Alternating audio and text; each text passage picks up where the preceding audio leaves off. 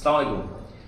আমরা একটা commonly misuse ওয়ার্ডের মধ্যে আরেকটা ফর্ম যেটা THAN দেন হবে না THEN, এই THAN এবং THEN এই দুটার মধ্যে অনেক স্টুডেন্ট মিক্সড করে ফেলে, ঠিক আছে? সো দেখা যায় যে THAN যেটা সেটা হচ্ছে তুলনা অর্থে ব্যবহৃত হবে, যেমন he is better than I, is better than me এরকম অর্থে ব্যবহৃত হবে। Then THAN it's mean comparison.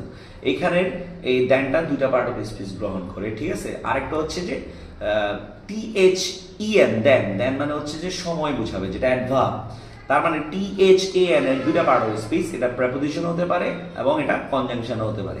Conjunction হবে যদি দেনের পরে সাবজেক্টিভ প্রোনাউন হয়, এবং THAN দেনের পরে যদি অবজেক্টিভ প্রোনাউন হয় তাহলে এটা প্রেপোজিশন হবে। সুতরাং আমরা বলতে পারি THAN তুলনা অর্থে ব্যবহৃত হয়, যেটা পার্ট অফ স্পিচ দুটা, কনজাংশন এবং প্রেপোজিশন।